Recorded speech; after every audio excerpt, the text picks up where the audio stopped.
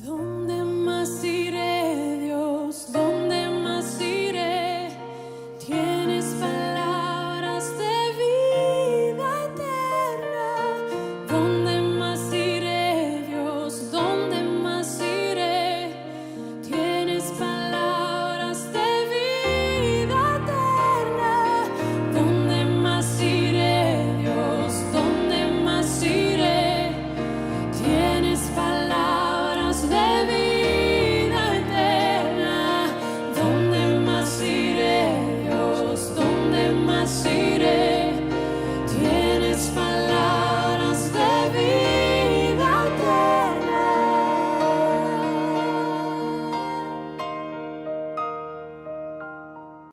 Bueno, despacito. Primera de Corintios, capítulo 35. 1 Corintios 15, versículo 35 al 49, la lectura de hoy. El sermón de hoy se llama La gloria de la resurrección. Nos encontramos en el pasaje de 1 Corintios, capítulo 15, versículo 35 al 49. ¿Lo tiene ahí? Lo leemos juntos. Dice la palabra del Señor. Pero dirá alguno, ¿cómo resucitarán los muertos? ¿Con qué cuerpo vendrán? Necio, lo que tú siembras no se vivifica, sino muere antes. Y lo que siembras no es el cuerpo que ha de salir, sino el grano desnudo, ya sea de trigo o de otro grano. Pero Dios le da el cuerpo como Él quiso, y a cada semilla su propio cuerpo. No toda carne es la misma carne, sino que una carne es la de los hombres, otra carne la de las bestias, otra la de los peces y otra la de las aves. Y hay cuerpos celestiales y cuerpos terrenales, pero una es la gloria de los celestiales y otra de los terrenales. Una es la gloria del sol, otra la gloria de la luna y otra la gloria de las estrellas, pues una estrella es diferente de otra en gloria. Así también es la resurrección de los muertos. Se siembra en corrupción, resucitará en incorrupción. Se siembra en deshonra, resucitará en gloria. Se siembra en debilidad, resucitará en poder. Se siembra cuerpo animal, resucitará cuerpo espiritual. Hay cuerpo animal y hay cuerpo espiritual. Así también está escrito, fue hecho el primer hombre, Adán, alma viviente, el postrer Adán, espíritu vivificante. Mas lo espiritual no es primero, sino lo animal, luego lo espiritual. El primer hombre es de la tierra, terrenal. El segundo hombre, que es el Señor, es del cielo. ¿Cuál el terrenal? También los terrenales. ¿Y cuál el celestial? También los celestiales. Y así como hemos traído la imagen del terrenal, traeremos también la imagen del celestial. Esta es la palabra del día de hoy. Y para comenzar hoy me ponía a pensar, siempre intento buscar cosas para poder introducirnos al tema, ¿no? Y justo esta semana se me dio de recordar algo de mi infancia, hace ya muchos años atrás. Y uno de los recuerdos que traigo de mi infancia, algunos tal vez se van a reír, pero tal vez a algunos les pase como a mí, era que me gustaban mucho los superhéroes. Hacía dibujitos, tenía muchos pósters, figuritas de superhéroes. Algunos de esos superhéroes tenían como superpoderes. Y había algunos que eran más bien terrenales. O sea, no tenían superpoderes, pero tenían capacidades especiales para jugar al fútbol. Hacían alguna cosa medio rara cuando jugaban al fútbol. Y había otros que eran de carne y hueso, no dibujitos, sino de carne y hueso, que peleaban, hacían lo que era la lucha libre, ¿no? Y uno pensaba que eran reales, ¿no? Y yo me sentía identificado con todas estas cosas. Y a veces intentaba ser como uno de ellos. Yo era mucho de jugar, de fantasear con estas cosas. No me dejaban salir mucho de chico. No era justamente algo que me dejaban. Pero cada tanto salía, ¿no? Y por ejemplo, en esa época tenía algunos pedazos de madera que eran como las armas que yo usaba, ¿no? La gente se asustaba, escuchaba que yo estaba en el patio. Y eran parte de mis aventuras, ¿no? Pensar en todo eso. Recuerdo también que por momentos en esto de jugar, identificarme, a veces ponía en riesgo mi cuerpo, mi integridad física. Recuerdo haber hecho en algún momento tirarme de un techo, ¿no? Me ponía como una bolsita de nylon y pensaba que era como uno de Brigada A. No sé lo que se acuerdan de Brigada A, ¿no? Yo me tiraba así, ¿no? Pensando que mi bolsita era como el paracaídas. Como era flaquito, no me reventaba en el piso, pero hoy lo pienso y me di cuenta que cuando era niño era mucha imaginación, ¿no? La que tenía, que me hacía volar. Pero en realidad, todos estos héroes que tenían no eran reales, sino que eran justamente el invento o el ingenio de la mente de otra persona. Así que eso es un poco de la historia. Y algo también que me pasaba en aquella época, viniendo de un contexto, yo me crié en un contexto evangélico, entonces no solamente a la par de mis superhéroes que leía y que me gustaban mucho, también leía historias de la Biblia, en las cuales veía, por ejemplo, siervos de Dios, personas que en la Biblia hacían actos que me parecían súper heroicos y que entendía, por lo que me explicaban mis maestros de escuela de niños, que eran verdad esa historia, que a diferencia de lo otro, que era como de fantasía, esto era verdad. Y me acuerdo, por ejemplo, haber leído a David. ¡Wow! Me encantaba leer la historia de Samuel capítulo 17, ¿no? Ver cómo David vencía al gigante Goliat. No sé si ustedes se acuerdan de esa historia, ¿no? ¡Wow! Nos parecía tan terrible lo que había hecho David.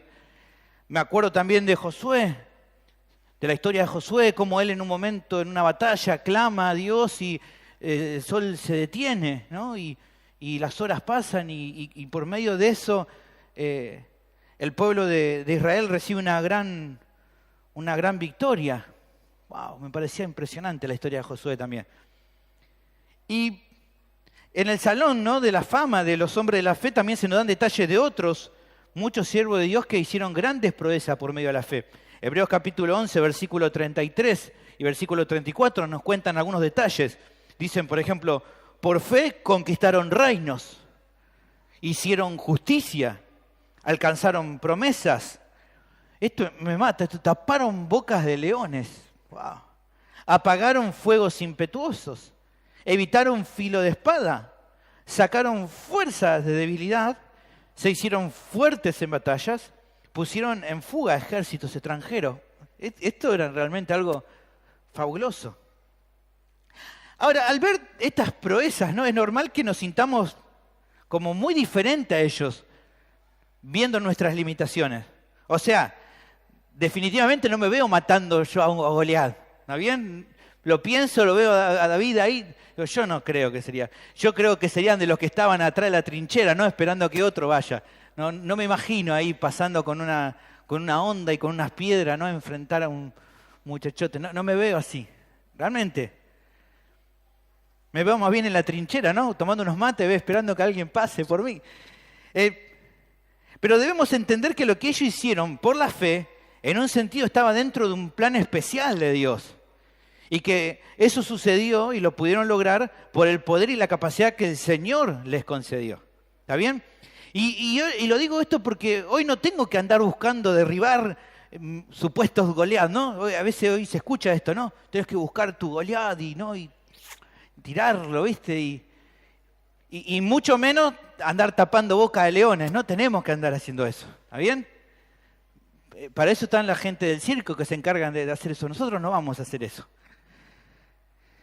Pero así es todo, pensando en nosotros y en nuestras capacidades limitadas, hoy en la actualidad, a veces también nos resulta increíble cuando se nos dicen cosas respecto sí a nosotros, que nosotros vamos a hacer, que los creyentes vamos a hacer.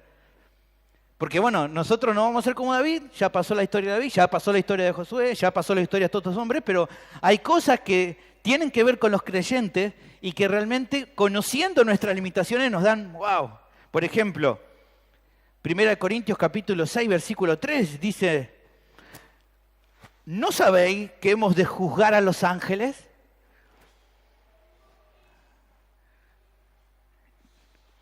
¿Te imaginas eso? ¿No sabés que van a juzgar a los ángeles? Tal vez alguno dice, ¿no?, que está hoy acá entre nosotros, ¿no? Si alguien hoy cuando me pregunta una calle puntual, y no, che, ¿sabés dónde está Avenida General Paz? Y pasaste 10 veces por ahí, 100 veces, y no sé ni orientarle en una calle. Voy a juzgar a los ángeles. Realmente, ¿no? Te pones a pensar en eso, y sí, ¿cómo puede ser? O como dice Apocalipsis capítulo 5, versículo 10, respecto al Señor. Y nos ha hecho para nuestro Dios reyes y sacerdotes y reinaremos sobre la tierra. Nuevamente. O sea, ¿cómo te ves reinando?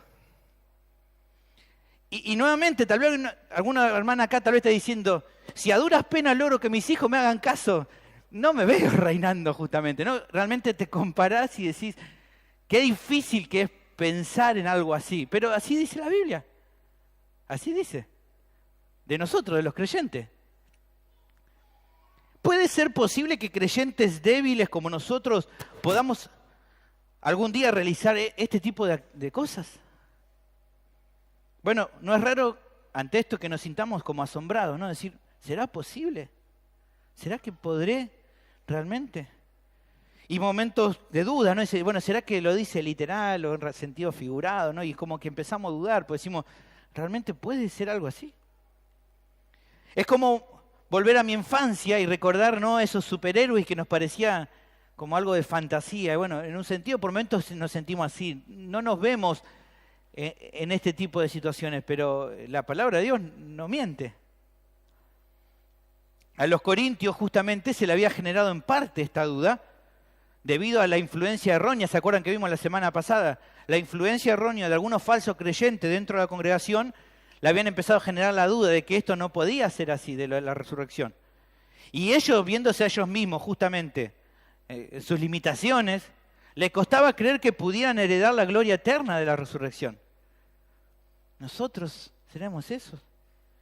Por eso, justamente, necesitaban el repaso en esta doctrina y entender que llegado el momento trascendental de la resurrección, ellos podían confiar en Dios, porque en el plan redentor de Dios está proyectado que llegado ese momento de la resurrección, los cuerpos de los creyentes muertos y los que estén vivos recibirán una gloria especial. Eso es lo que la Biblia nos va a enseñar en el versículo de hoy.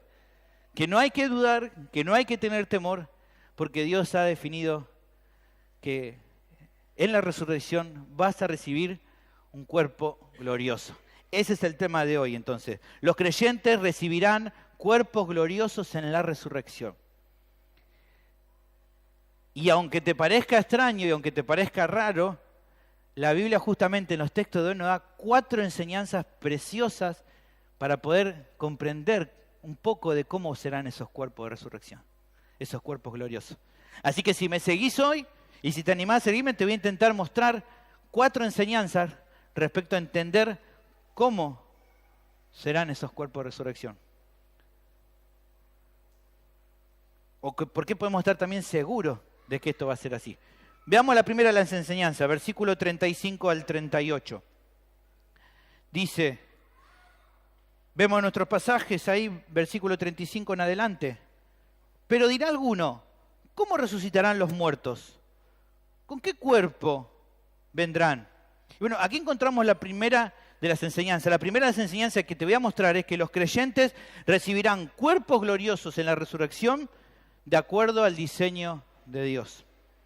En estas preguntas que vemos aquí en el versículo 35, seguimos en la lectura, fíjate el versículo, da dos preguntas. ¿Cómo resucitarán los muertos? ¿Con qué cuerpo vendrá? En estas preguntas, se nos da justamente el argumento que estaban usando las personas que estaban queriendo ir en contra de la doctrina de la resurrección, los que estaban generando confusión en medio de los corintios. En la primera pregunta, en este cómo resucitarán, en este cuestionamiento, lo que estaban dudando era respecto a cómo podía ser posible que aquellos que habían muerto pudieran resucitar, si ya sus cuerpos habían sido totalmente consumidos por el tiempo. ¿Cómo podían resucitar? Si ya fueron a la tierra y ya se han descompuesto y ya no hay nada. Y la siguiente pregunta, ¿con qué cuerpos? Era la segunda duda que tenían estos que estaban confundiendo a los hermanos, era, supongamos que resucitan. ¿Cómo podían los creyentes al resucitar llegar a habitar en la gloria celestial? Primero, o sea, entienden, la primera duda era, ¿cómo pueden ser que van a resucitar si ya están muertos? Si ya están todos consumidos esos cuerpos. Y la segunda pregunta, a ver, si supuestamente dicen que van a resucitar, ¿cómo va a ser que cuando resuciten van a poder ir al cielo? ¿O van a poder estar en la gloria eterna? ¿Cómo va a ser eso? Esas preguntas se habían seguramente mezclado con conceptos filosóficos de aquella época, es muy probable, los cuales decían en un sentido que la parte física del ser humano, lo que sería el cuerpo, era mala por sí misma, que no era buena, que la parte espiritual era la buena, pero la parte física era la mala. Por lo que para estas personas que estaban queriendo confundir, decían de que no podía ser cierto que un cuerpo de carne y hueso pudiera heredar lo eterno. A consecuencia de todos estos cuestionamientos que estaban haciendo en la iglesia, que se ponía en tela de juicio justamente la doctrina de la resurrección. ¿Me entienden? O sea, lo que en realidad viene diciendo todo este tiempo de que dudaban de la doctrina de la resurrección era arrancando de esto, de que ellos estaban dudando sobre cómo iban a ser los cuerpos. Eso implicaba, al poner en duda eso, implicaba entonces de que no era cierto lo de la resurrección. Y es esto lo que justamente en lo que vimos en los versículos anteriores había empezado a generar dudas y tristeza en el corazón de los hermanos. ¿Se acuerdan que vimos en los versículos anteriores que Pablo necesitó animar a los hermanos por medio de esta doctrina? Porque estaban desanimados. Pero ahora, una vez que los anima, se mete de lleno con este cuestionamiento que hacían y va a ir, como decimos en el fútbol, con los tapones de punta. ¿Está bien? Va a ir de frente. Y fíjate lo que dice nuestro texto, luego que hacen las preguntas que supuestamente estaban diciendo. Necio, lo que tú siembras no se vivifica, sino muere antes. El adjetivo fuerte que utiliza acá, necio, no era para referirse a alguien que no era sabio por falta de instrucción. En estos casos, por ejemplo, la Biblia utiliza la palabra simples mejor. En Salmos 119, 130, por ejemplo, la exposición de tus palabras alumbra, hace entender a los simples, ¿eh? Como alguien que todavía no entiende bien. Pero no es el caso de estas personas, sino que esta forma de hablar necio era para hablar de alguien que, teniendo cierto conocimiento previo, lo usa de una manera irónica o burlona para intentar dejar mal parado a otras personas. Estos hombres, estas personas que allí en Corinto estaban queriendo confundir a los hermanos genuinos, a los creyentes, eran personas que con un pequeño o con un parcial conocimiento estaban queriendo burlarse de lo que ellos creían. Es un caso parecido al de los religiosos de la época de Jesús, que tenían conocimiento de la ley, pero que ese conocimiento, en vez de llevarlo a reconocer a Jesús como el Mesías, por el contrario, buscaban constantemente hacerlo tropezar al Señor en sus enseñanzas, o como diríamos nosotros, hacerle pisar el palito al Señor. ¿Se acuerdan, por ejemplo, de Marcos capítulo 10, versículo 2? Y se acercaron los fariseos y le preguntaron, pero no porque querían saber, sino, que dice ahí, para tentarle. ¿Ven? Estos tipos de personas son las más necias porque presumen que saben, pero en realidad no saben nada, porque no logran discernir lo espiritual. Ya lo vimos al comienzo de Corintios. No pueden discernir lo espiritual, para ellos son locura. Para estos hombres que estaban dentro de la iglesia, eran locura. ¿Por qué? Porque no solamente cómo se puede discernir eso, espiritualmente. Son ciegos, guías de otros ciegos, que con su actitud soberbia y con todas esas argumentaciones erradas, son semejantes a otros hombres inconversos que también neciamente se expresan y dicen como el Salmo 14:1, que no hay Dios. Lo mismo, la misma actitud necia.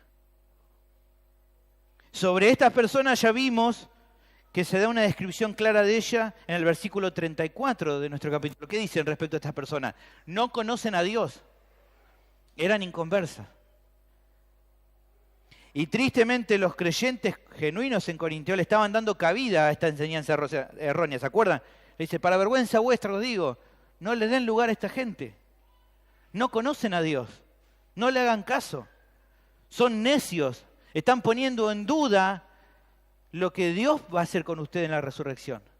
Y entonces confronta este mal pensamiento y como si estuviera por medio de la carta hablándole cara a cara al que estaba diciendo estas cosas erróneas, le dice, necio, lo que vos sembrás no va a crecer si no muere antes? Es una respuesta sencilla. Utiliza una ilustración de lo que era la naturaleza y vamos a ver que hoy se va a utilizar mucho respecto a las cosas naturales para intentar explicar de una manera clara esto. Él está diciendo, lo que tú siembras no se vivifica si no muere antes. O sea, le dice de otra manera, ¿no? Lo mira como si la estuviera mirando a la persona y diciéndole, míralo por vos mismo. Para que una semilla que plantás produzca vida, tiene que morir antes en la tierra. ¿Y qué relación hay entre eso y la resurrección? Bueno, es sencillo. Si sembrás una semilla y esta muere, o sea, se descompone en la tierra, entonces, ¿qué se convierte? En una planta. Eso no hay duda, aunque nos resulte como asombroso. Grandes árboles, ¿no? Así muy grandes, ¿provienen de dónde? De una pequeña semilla. Ahora, lo que está queriendo argumentar acá es, si la naturaleza puede lograr algo así, que de una pequeña semilla que muera puede crecer tan grande árbol, ¿cómo se puede considerar imposible que de un cuerpo muerto no llegue a transformarse un cuerpo nuevo y glorioso? ¿Cuál sería el problema con eso? Es más, la ilustración luego se vuelve más explícita. Y lo que siembras no es el cuerpo, acá fíjense que está usando un juego de palabras, cambia cuerpo por planta, que ha de salir, sino el grano desnudo, ya sea de trigo o grano. Acá podría haber usado en vez de cuerpo, planta. O sea, la planta que ha de salir no es lo mismo que el grano que se puso en la tierra. Pero acá en vez de usar la palabra planta, usa la palabra cuerpo, porque él está queriendo relacionar a la semilla y a la planta con el cuerpo muerto y el cuerpo glorificado. ¿Está bien?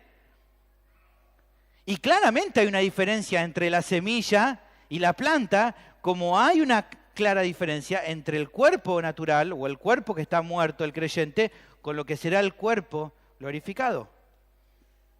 Sea cual fuera la planta, hay una enorme diferencia. Y esto es lo que pasará justamente entre el cuerpo que hoy tenemos, el cuerpo que de nosotros un día, cuando si el Señor no viene antes, va a ir a la sepultura, de lo que será el cuerpo resucitado. Hay una gran diferencia. Y es precioso notar, hermano, de acuerdo a lo que estamos viendo, nuestro cuerpo nuevo será totalmente diferente al que hoy tenemos. Y un poco más adelante vamos a ver esta comparación. Pero también, hermano, en otro sentido, seguiremos siendo nosotros mismos. Así como una semilla de trigo, cuando muere en la tierra, lo que sale es trigo, y así, con cualquier otro grano que vos siembres, sale algo de su misma naturaleza o especie, los creyentes también seguirán teniendo su misma identidad. Aunque un cuerpo más glorioso, pero su misma identidad. Así pasó con el Señor, ¿se acuerdan? En un sentido, no fue reconocido al comienzo por sus discípulos, luego de ser resucitado, pero que luego de revelarse a ellos, no quedaron dudas que mantuvo su misma identidad, pero en un cuerpo nuevo. Juan capítulo 20, versículo 19 al 20, nos cuenta un poquito esto. Fíjense que dice, cuando llegó la noche de aquel mismo día, el primero de la semana, estando las puertas cerradas en el lugar donde los discípulos estaban reunidos por medio de los judíos, vino Jesús y puesto en medio les dijo, paz a vosotros. Y cuando les hubo dicho esto, ¿qué hace? Le mostró las manos y el costado. ¿Qué le dice? Soy yo, soy Jesús. Con un cuerpo diferente, pero sigo siendo yo el mismo. Y dice que los discípulos se regocijaron y reconocieron al Señor. Es Él. Con un cuerpo nuevo, con un cuerpo diferente, con un cuerpo glorioso, ahora, con un cuerpo capaz de ascender a los cielos, pero con una misma identidad, el mismo Señor. Y es entonces cuando surge una pregunta que es evidente. ¿Cómo podrá llegar a ocurrir este cambio? ¿Cómo puede ser?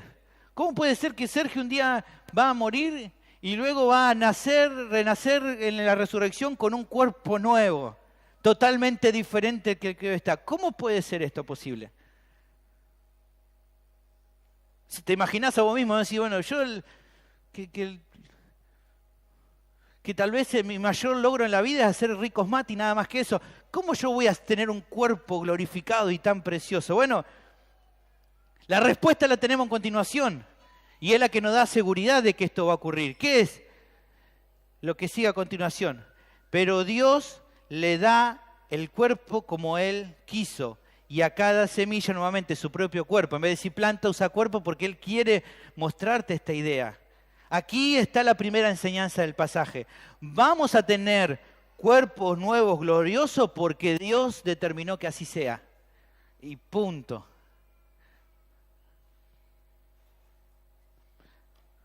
Como Dios todopoderoso que es, Él puede hacer lo que quiera, como quiera, cuando quiera y de la forma en que Él quiera. Él ha determinado en la creación darle características especiales a cada animal, a cada planta, al universo y aún a los seres espirituales como los ángeles. Génesis capítulo 1, versículo 31 y capítulo 2, versículo 1 nos habla de esto. Dice, y vio Dios todo lo que había hecho y he aquí que era bueno en gran manera, lo que nos hablaba en el Evangelio hoy. Y fue la tarde y la mañana el día sexto, fueron pues acabados los cielos y la tierra y todo el ejército de ellas. Todo lo creó Dios como Él quiso. Todo le dio un diseño, le puso características de lo que estaba en la tierra y de lo que estaba en el cielo. Y vio Dios que lo que hizo fue bueno. Y como su poder, que es ilimitado, no cambia, Él puede hacer de los creyentes seres gloriosos en la resurrección. ¿Quién puede detener su mano? Un texto nos dice una pregunta. ¿Quién le va a decir al Señor qué tiene que hacer? ¿Quién le va a decir qué estás haciendo, che? Nadie le puede decir a Dios lo que puede hacer, porque Él es libre para hacer lo que Él quiera. Entonces esta primera enseñanza tira por tierra el argumento que ponga en duda el cambio de nuestros cuerpos. Porque negar eso es negar a Dios mismo. Es como el Señor mismo se expresó con claridad por medio del profeta. ¿Se acuerdan lo que el profeta dijo? ¿Habrá algo que sea difícil para mí?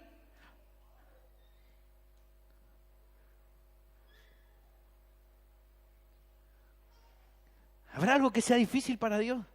¿Será difícil para Él tomar tu cuerpo muerto y hacer de vos un cuerpo nuevo glorioso? No es difícil, porque para Dios no hay nada difícil.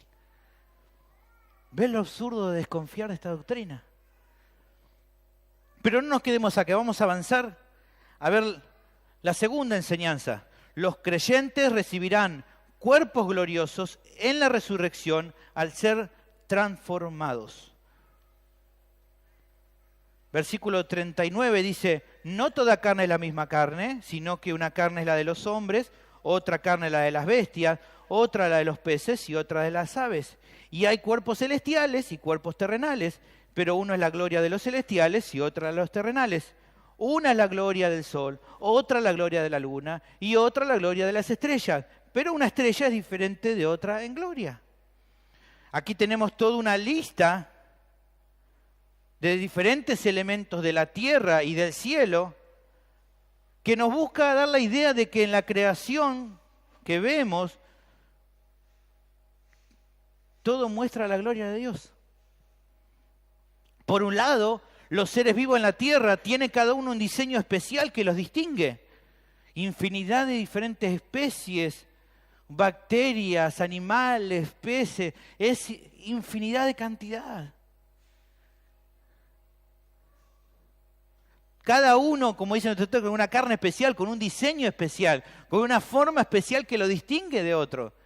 Pero a la vez, entre cada uno de esos, son diferentes también. Como cada ser humano, somos parecidos, pero en un sentido completamente diferente uno del otro. Eso es el poder de Dios en acción.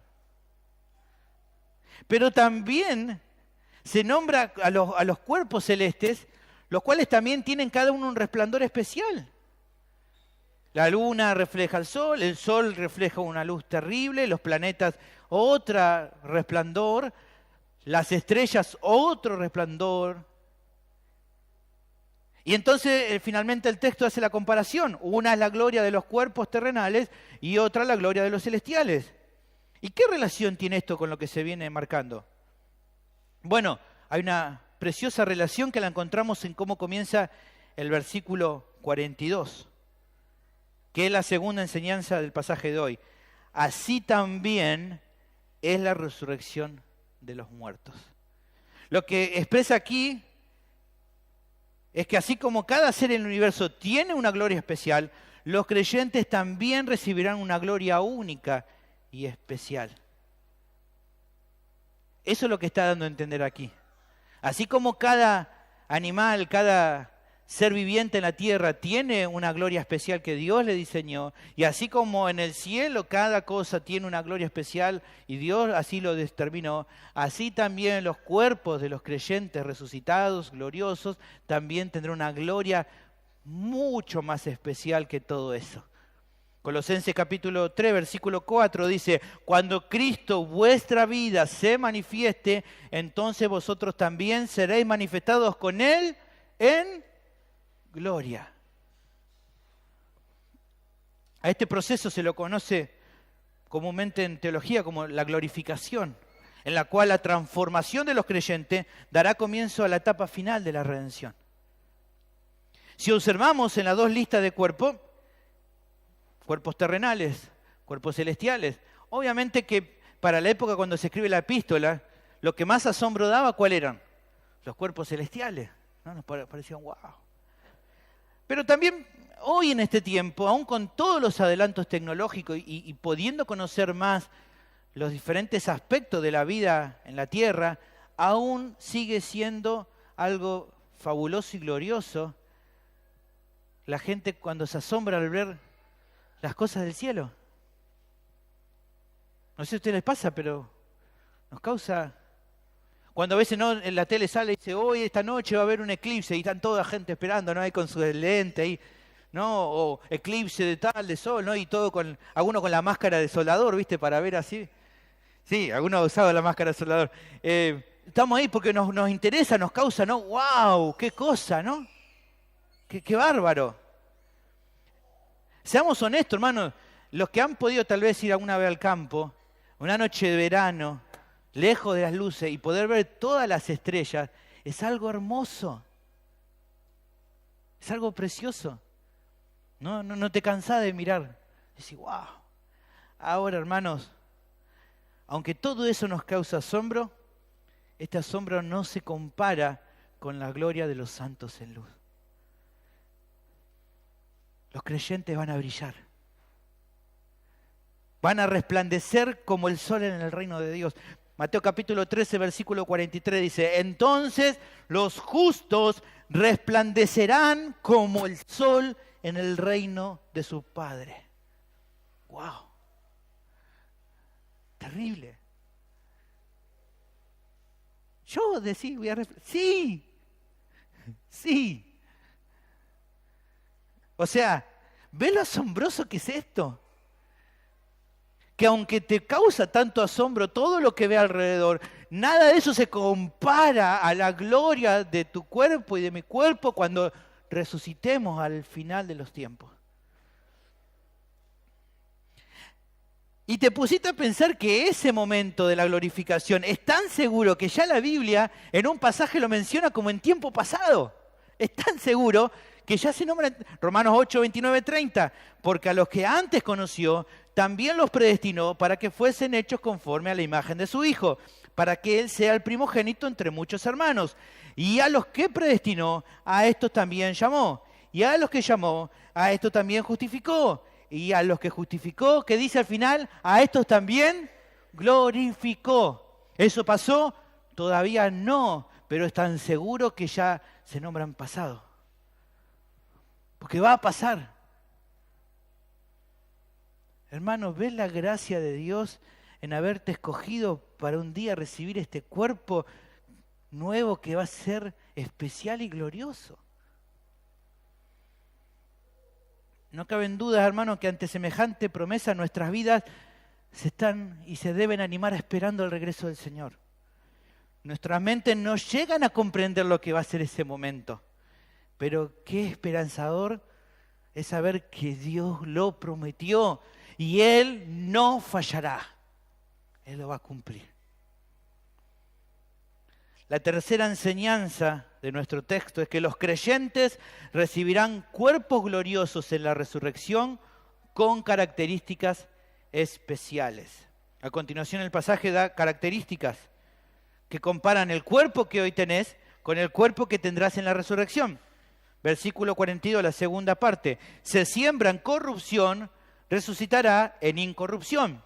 Se siembra en deshonra, resucitará en gloria. Se siembra en debilidad, resucitará en poder. Se siembra cuerpo animal, resucitará cuerpo espiritual. Hay cuerpo animal y cuerpo espiritual. Y creo, hermano, y te animo, porque es hermoso entender esto. Te animo a que me prestes atención unos instantes y meditemos juntos esto. Porque acá la Biblia nos está adelantando algo que todavía no vemos, pero que podemos confiar que así será porque Dios diseñó que así fuera. Esto es algo precioso, hermano. Te estás adelantando sabiendo lo que va a ser de tu cuerpo en el día de la resurrección.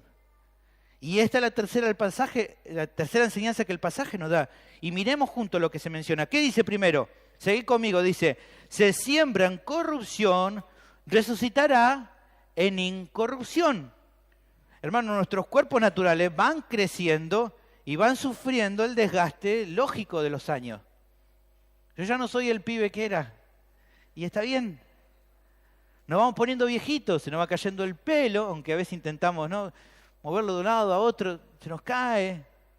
Ya no tenemos la misma vitalidad de antes, nos cansamos. Y llegado un momento, hermano, vamos a morir. Porque nuestro cuerpo va avanzando, nuestros cuerpos sufren el paso del tiempo y se corrompen, o sea, se van deteriorando. Y aunque hagamos esfuerzos por mantenerlo en buenas condiciones, lo cual está bien, no tiene nada de malo en sí mismo, sabemos que se van desgastando. Pero podemos ver que una característica del cuerpo nuevo de resurrección va a ser incorrupción. O sea que será un cuerpo eterno que no se verá afectado por el paso del tiempo. La muerte será solamente un recuerdo. Ya la muerte no existirá más. Ya el paso del tiempo no existirá más. Los que pensaban vivir en el cielo con una perfumería vendiendo crema para la arruga, ya se van a morir de hambre. Porque será eternamente. Nuestros cuerpos no sufrirán el paso del tiempo, serán eternos. Sembrado en corrupción, resucitado en incorrupción. Pero hay más. El siguiente dice, se siembra en deshonra, resucitará en gloria. La segunda comparación se relaciona con la capacidad que hoy tenemos de relacionarnos y agradar a Dios. Sabemos, y hoy nos hacían recordar, que el hombre fue creado originalmente para glorificar a Dios y poder disfrutar de Él. Pero a causa del pecado, esa comunión se quebró. Y eso nos pone en posición de vergüenza, o como dice nuestro texto, deshonra delante de la santidad de Dios. Y aunque hoy los creyentes podemos disfrutar de una relación con Dios por medio de la obra de Cristo y por medio de la obra que el Espíritu Santo hace en nosotros, todavía el pecado remanente no nos permite disfrutar de una relación plena con Dios, hermano. Seamos honestos. Damos gracias al Señor que cada día lo podemos conocer más, que cada día avanzamos en nuestra santificación, pero todavía el pecado remanente nos hace muchas veces tener problemas, afecta nuestra relación con el Señor. Nuestro pecado hoy nos sigue deshonrando ante la santidad y el amor de Dios. Hemos estudiado hace poco, Isaías nos predicó, Romanos 7, 14 al 25, nos expresa ese dolor que sentimos los creyentes cuando pecamos, cuando no vemos todo lo que no podemos hacer. Son muchos versículos, pero me gustaría detenerme solamente en el 24, que nos habla de una manera bien cruda sobre qué es lo que nos pasa en esta lucha con el pecado. ¿Qué dice? Miserable de mí, ¿quién me librará de este cuerpo de muerte? Algunos dicen que esto no habla de Pablo cuando era creyente. Este es Pablo creyente. Este es un Pablo que sufre por el pecado. Que el bien que quiere hacer muchas veces no lo hace y que lo que malo que sabe que no tiene que hacer lo hace porque lucha con el pecado. Y eso lo quiebra. Y más adelante dice, lo hace gemir.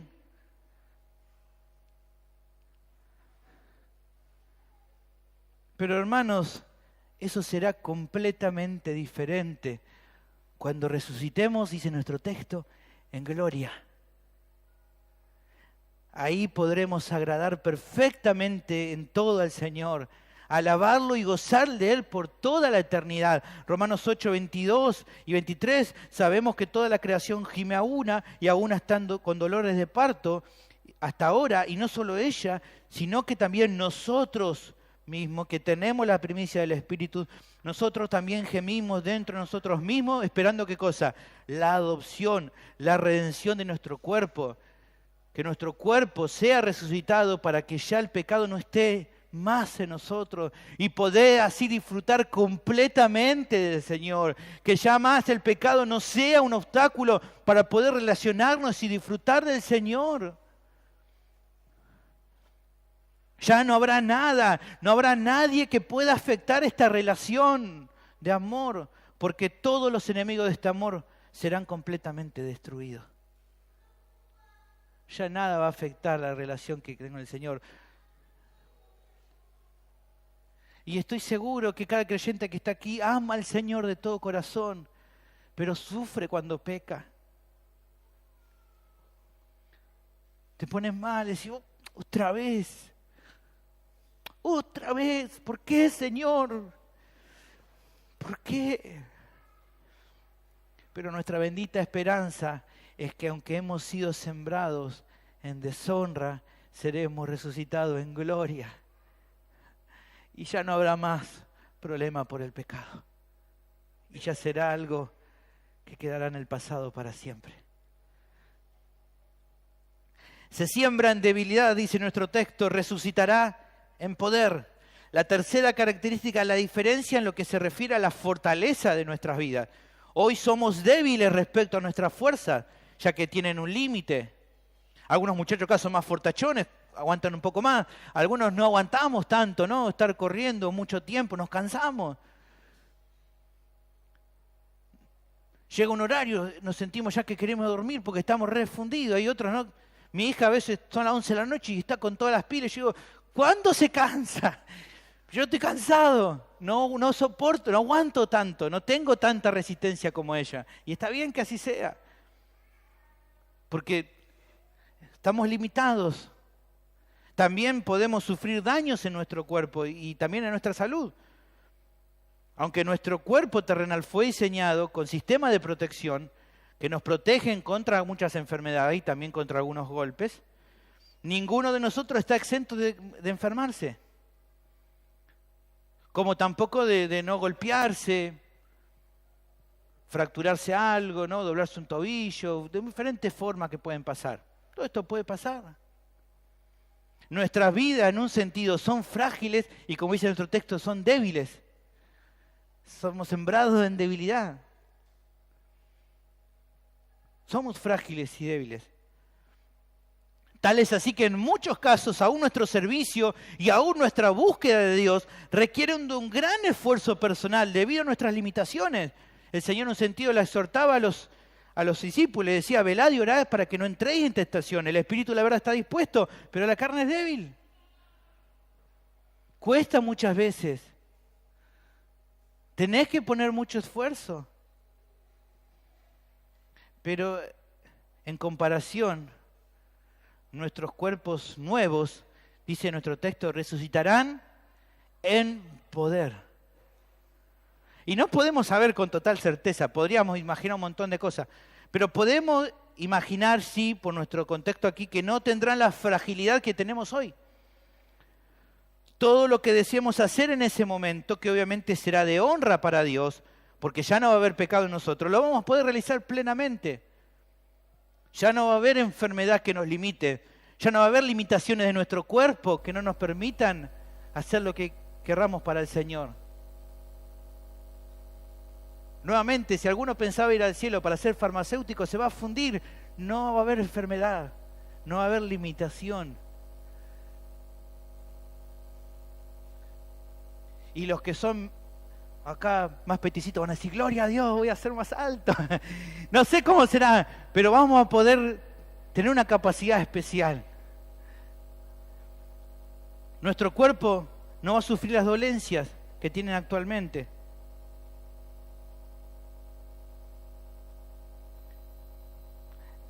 Apocalipsis capítulo 22, versículo 2 dice, en medio de la calle de la ciudad, y había uno a otro lado del río, estaba el árbol de la vida que produce 12 frutos, dando cada mes su fruto, y las hojas del árbol serán para la sanidad de las naciones. Aquí está en un sentido figurando, hablando de una completa prosperidad en nuestra vida, de un completo disfrute, de una plenitud de vida que tendremos en ese tiempo. Y por último, dice, se siembra cuerpo animal, resucitará cuerpo espiritual. La última característica que se nos nombra tiene que ver con lo que es la adaptación. Justamente era la duda que existía, por un lado, respecto a esto. ¿Cómo podemos estar en la gloria eterna con cuerpo como los de ahora? Bueno, aquí tenemos la respuesta. Nuestros cuerpos actuales son, como dice ahí, en un sentido animales, o sea, adaptados al mundo que vivimos y nos movemos. Como cualquier otro ser vivo en la tierra, requeremos condiciones puntuales para vivir. Oxígeno, comida, agua, un espacio donde vivir, relaciones con las personas, una familia, son todas condiciones naturales para poder vivir en esta tierra. Las cuales cuando a veces son afectadas nos traen problemas. Cuando te falta el oxígeno te sentís mal. Cuando pasás mucho tiempo sin tomar agua te sentís mal. Cuando pasás mucho tiempo sin comer te sentís mal. Cuando hay un problema en tu familia te pones mal.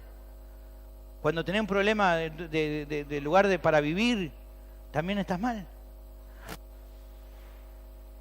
Pero cuando recibamos nuestros cuerpos nuevos, nuestro texto nos dice que van a estar capacitados espiritualmente para vivir de acuerdo al eterno. Por eso no hay problema con eso.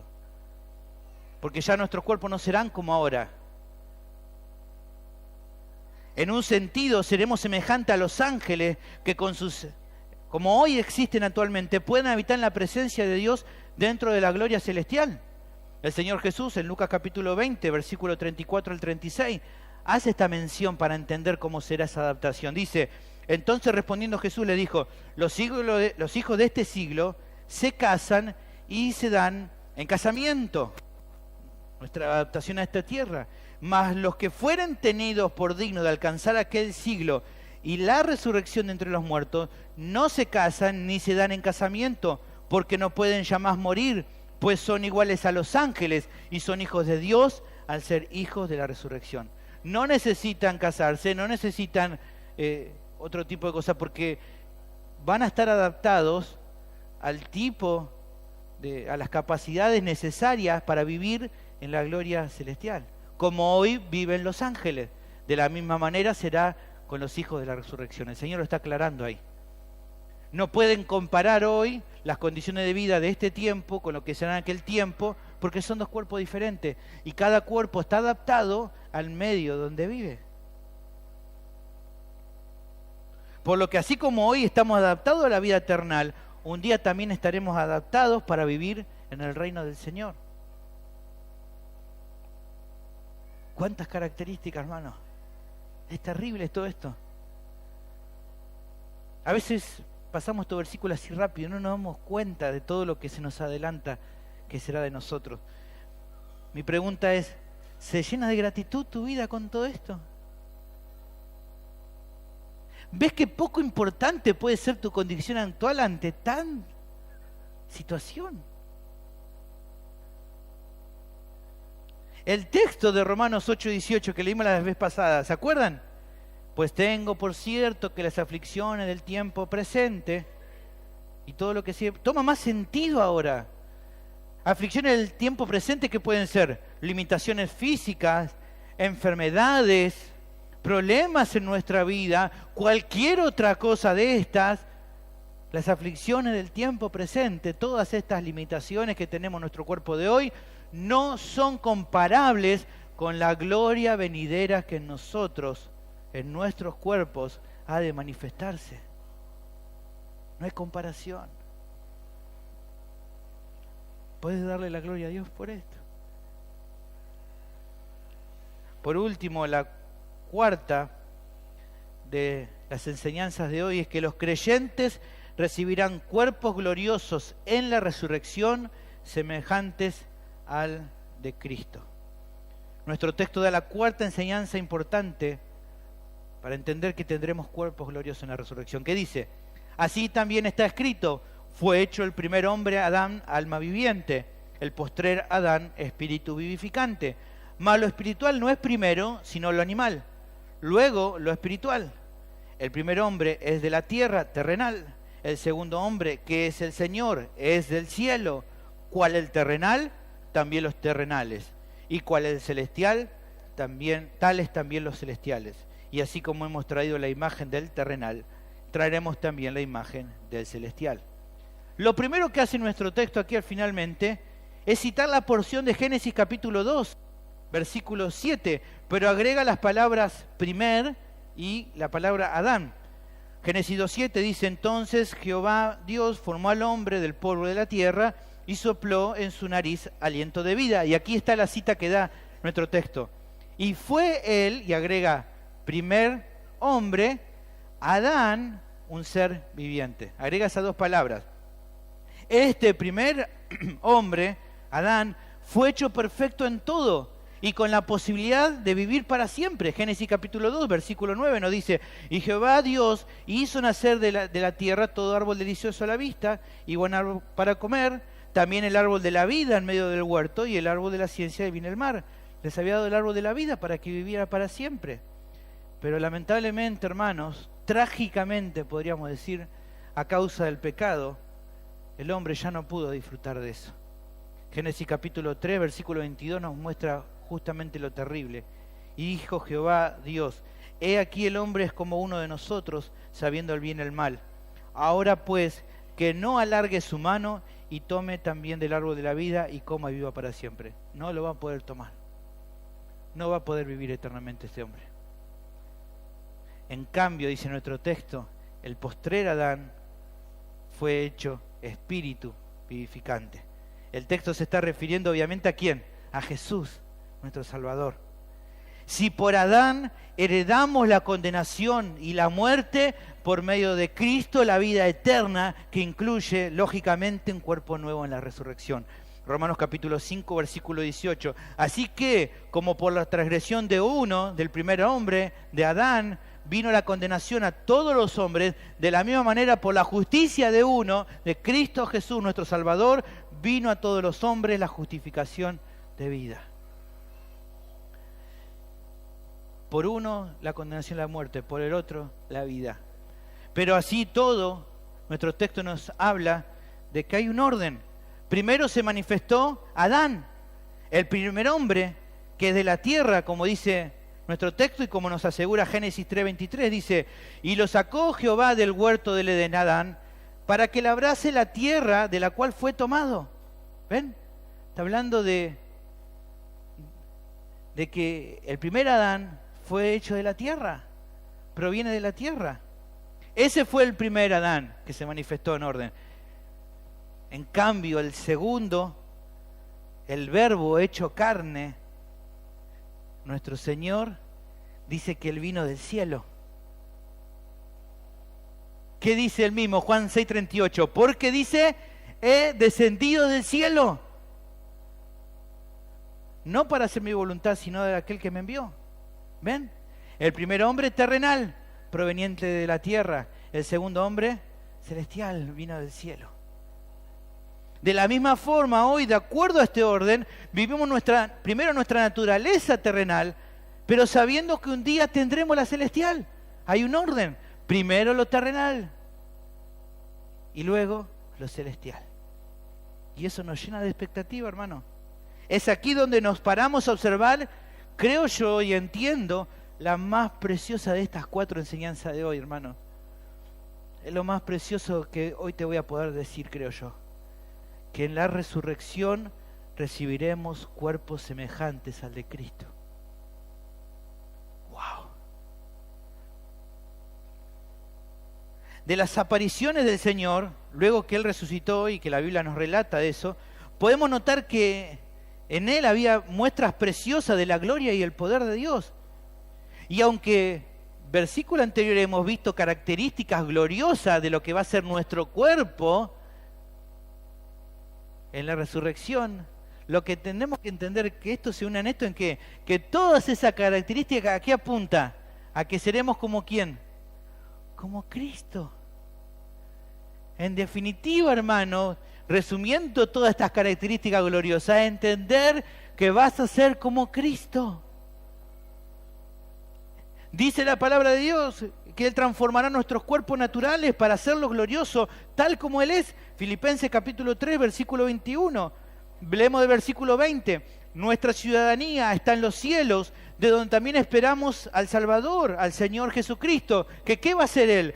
El cual transformará el cuerpo de la humillación nuestra, nuestro cuerpo terrenal, para que sea semejante al cuerpo de la gloria suya.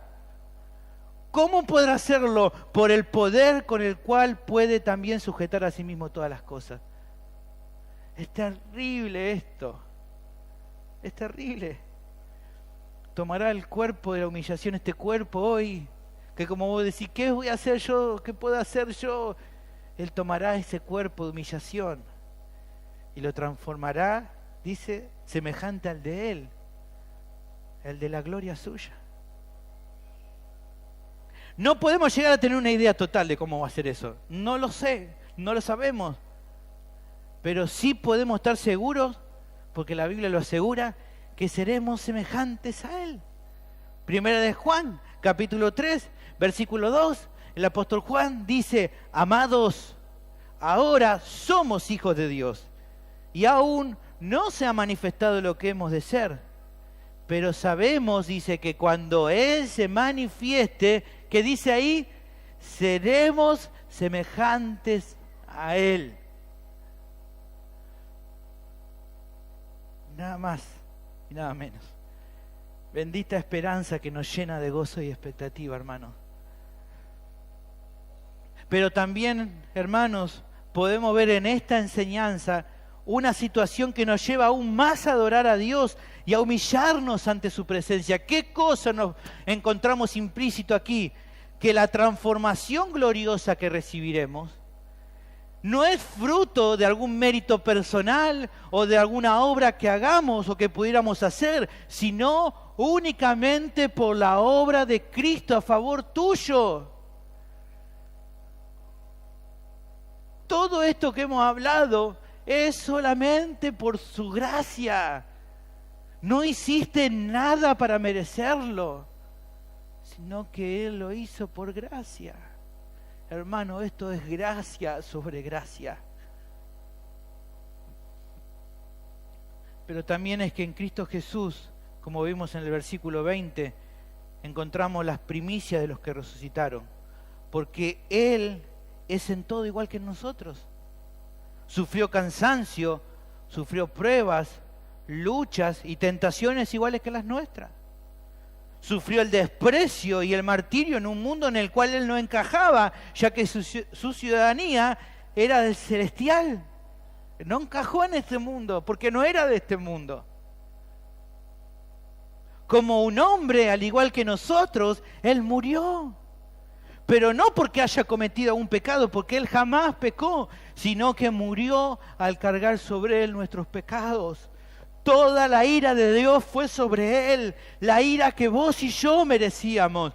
El Gólgota cruel fue testigo de la muerte de Jesús, el segundo hombre. Pero resucitó al tercer día porque la muerte no pudo retenerlo.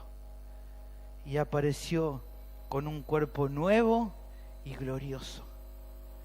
Y así es que hoy, por medio de creer en Él y arrepentido por sus pecados, todos los que son redimidos por su muerte pueden tener plena confianza que como en Adán traemos la imagen terrenal, en Cristo un día traeremos también la imagen de lo celestial.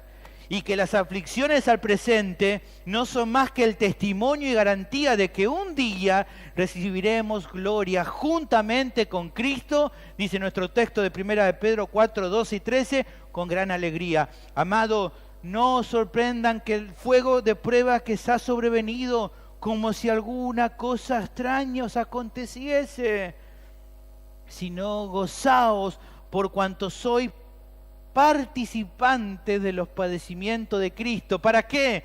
Para que también en la revelación de ¿qué? De su gloria os gocéis con gran alegría. Y todo en virtud de la obra de Cristo. Aleluya al Señor por tremenda obra de gracia. Y finalmente, mi pregunta es, si hoy todo esto que te comento, que te parece claro, y te das cuenta que tu única esperanza de salvación es poner tu confianza total en Cristo y en nada más o en nadie más, si has entendido esto que te he explicado, mi pregunta ya es mucho más simple. Si entendiste que solamente tu esperanza es creer en Cristo Jesús y arrepentirte de tus pecados, mi pregunta es, ¿qué estás esperando para hacerlo? ¿Qué te frena para hoy correr a Cristo en busca de la salvación de tu alma? No lo pospongas más. Vení hoy a Jesús. Padre,